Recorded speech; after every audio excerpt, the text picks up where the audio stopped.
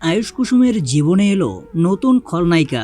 এবার কি আয়ুষ কুসুমের মাঝে বাধা হয়ে দাঁড়াবে এই মেয়ে? আবার শোনা যাচ্ছে এই মেয়েকেই নাকি ইন্দ্রাণী গাঙ্গুলির পছন্দ তার ছেলের বউ হিসেবে। তো বন্ধুরা, এবার দেখার বিষয় কুসুম কি পারবে ইন্দ্রাণী গাঙ্গুলিকে বোঝাতে যে তার সঙ্গে আয়ুষের বিয়ে হয়েছে সেটাই সে মেনে নিয়েছে। এখন কুসুমের যুদ্ধ শুরু। তো বন্ধুরা, এই নিয়ে বিস্তারিত জানতে হলে ভিডিওতে লাইক দিয়ে পুরো ভিডিওটি দেখতে থাকো। শুরুতেই থাকছে নতুন নায়িকার মতো গাঙ্গুলি বাড়িতে এন্ট্রি নেয় নতুন এক মেয়ে, মানে নতুন এক মুখ, যাকে দেখে রীতিমতো ইমপ্রেসড হয়ে যায় ইন্দ্রাণী গাঙ্গুলি সহ গাঙ্গুলি বাড়ির সবাই। নাম তার মেঘা।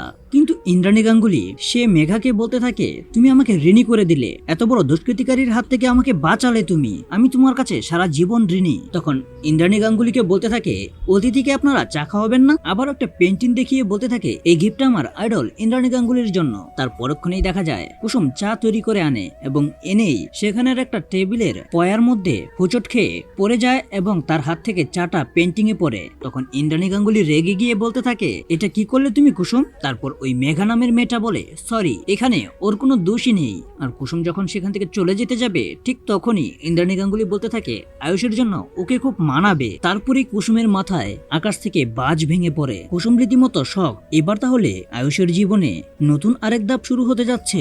দেবলিনার মতো এই মেঘাও কি গাঙ্গুলি পরিবারের ক্ষতি করতে এসেছে? কুসুম কি এই মেঘার হাত থেকে গাঙ্গুলি পরিবারকে বাঁচাতে পারবে এবং তার স্বামী আয়ুষ্মান গাঙ্গুলিকে আগলে রাখতে পারবে? তো কিন্তু কুসুম তো এবার ফাইনালি সিদ্ধান্ত নিয়ে ফেলেছে, তার স্বামী আয়ুষ্মান গাঙ্গুলির ধারের কাছেও কোনো মেয়েকে ঘেঁষতে দেবে না এবং সে নিজেকে প্রমাণ করে দেবে সে যে এই বাড়ির বউ হওয়ার যোগ্যতা রাখে। তারপর ইন্দ্রাণী গাঙ্গুলি নিজেই তার ছেলের পুত্রবধূ হিসেবে স্বীকৃতি দেবে। তো বন্ধুরা, এমনটাই যদি হয় তাহলে তোমাদের কার কার ভালো লাগবে তা এখনই কমেন্ট করো। আর এরকম নিত্য নতুন সিরিয়ালের আপডেট পেতে এখনই চ্যানেলটা সাবস্ক্রাইব করো।